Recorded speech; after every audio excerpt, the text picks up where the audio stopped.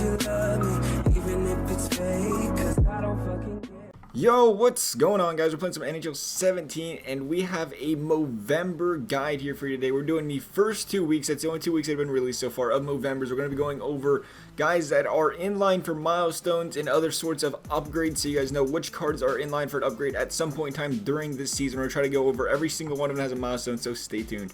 First guy we got here is Jonathan Toews. He is 26 points away from 600. He always has that potential also of getting that defensive team of the week, and is usually a lock for a defensive team of the year at the end of the year, possibly an all-star game card, and even possibly a winter classic card this season if they release them. Next up, we got another Blackhawk, Duncan Keith. He's 52 games played away from 900, 14 assists away from 400, and 30 points away from 500. The first two milestones are locked for cards, and EA did give Kessler earlier this season a 500-point milestone, so I'd expect to see a defenseman be eligible for a 500-point milestone as well.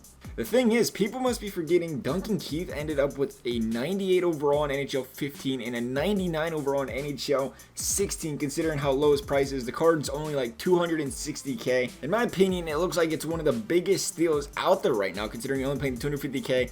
I'd like to think he's in line for 3 upgrades. Plus, like I said, he's another guy, All-Star, Winter Classic worthy if they do come out with those cards again this season. I can tell you one thing, I definitely have one of these on my team already. I like playing with Duncan Keith anyway, and seeing that many upgrade potentials, you cannot go wrong with somebody like that. Next guy I threw on the list here is actually one of the few I threw in that isn't really in line for a milestone because, you know, he's only 24 years old, let's be honest here. But last season, he had 3 different games where he scored 3 points in a game, and is still on a very high-powered offense this season. And as you guys know, 3 points in a game with a win for a defenseman gets you a player of the game. So I'd like to think he has a chance at least getting 1 player of the game this season, being on, like I said, high-powered offense. And he's a good player in his own to see at least 1 player of the game upgrade this year. That's why I threw him on the list. Next guy we got is Brent Burns. He's 10 assists away from 300. The only thing is he is already 400k. At the same time, though, he's on pace for another monster season that could yield him an all-star game and or team of the year card later this season. Alright, so what's a milestone conversation without jagr? He's 26 points away from 1900, so that should be a definite milestone. But he's 13 points away from passing Messier and being 2nd all-time in points. I'd like to think that's a milestone. He's 12 assists away from 5th all-time in assists. And he's 8 games played away from moving from 6th all-time to 4th all-time in games played. And man, to be honest, I'm talking myself into buying a jagr. At first glance, I didn't expect jagr to get 56 goals this year, and that's what he needed to get 800 goals for a milestone. But once you look at all these all-time records, jagr is in line for quite a few milestones this season again. The only question is how many of these milestones do they give him a milestone card for? They have been very lenient with jagr though here the past couple seasons or past couple series, giving him a lot of cards for records, all-time records. So I think he has a solid shot at reaching at least 3 of these, or getting at least 3 of these milestone cards. I'm sure I'll reach all 4 of the milestones, but I have a pretty good feeling he could get 3 milestone cards and maybe even 4. So we'll have to wait and see on that. Next up, we got Claude. He's 27 assists away from 400.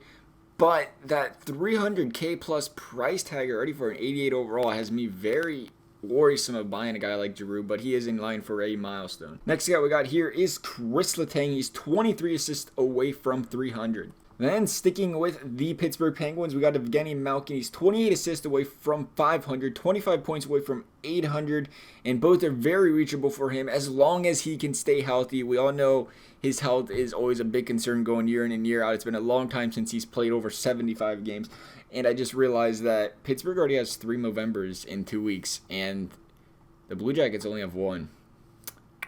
We're gonna have to have a little bit of a talk with EA about that one. Then again, they don't ever reply to me. Probably won't have a talk. Next up we got is PATRICE BERGERON. He's 18 assists away from 400. This one is a stretch, but he needs 68 games played to reach 900, which would mean he needs to suit up for 80 games this season. But it is a solid buy still at 370k, I think, when you consider the fact that he always makes a strong case to be a defensive team of the year player and a defensive team of the week candidate. So definitely at 370k, I think he is a worthy consideration. Plus those face-offs. God, those face-offs. 97? How many coins do I got? Enough to buy one. Next up we got is Ryan GETZLAF. I think some people already jumped on the GETZLAF bandwagon because he just hit 800 games played over the weekend, but he's still 48 points away from 800, so he could see another milestone this season. GETZLAF's a good player, 48 points, definitely obtainable for a guy like him. Next guy we got on the list is Andrew Ladd. He's got 16 games played until he reaches 800. He needs 31 points to get 500. But that might be tough for a guy like him to reach at his current point production pace this year. It is really low, and I don't see it quite getting to 500, but if he can pick it up, I could see him picking 500 up on the season. Next guy we got on the list is Joe Pavelski. He's got 60 more games played until he reaches that 800 plateau, 23 more points until he reaches 600, and 29 goals from 300. So he could be in line for 3 milestones. The thing is, he would need to end the season with 34 goals to reach that 300th goal. But in the last 3 seasons, he put the puck in the back of the net 41, 37, and 38 times. So that's definitely reachable for a guy like Joe Pavelski.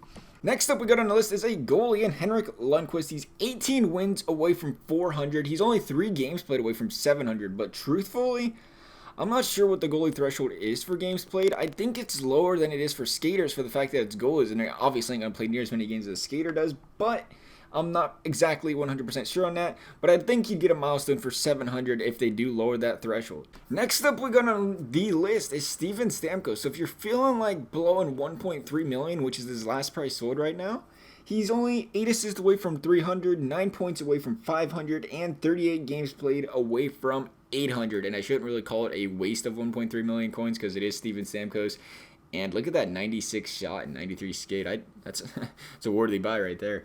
Last but not least is Alexander Steen. Now, people have been jumping on Steen bandwagon already because they know he's in line for some milestones, but he's 8 assists away from 300, 9 points from 500, and 38 games played from 800. So if he could see all 3 of those upgrades at a 90k buy right now, it probably wouldn't be too bad of an investment. Other than that, though, guys, I think that covers all of the Movembers for the first 2 weeks. We're going to try to get a video out for the Movembers for the next 2 weeks after this video, so you guys know about those as well. But if there's any guys I missed, be sure to comment below and let me know. As always, guys, I hope you liked the video, and thanks for watching.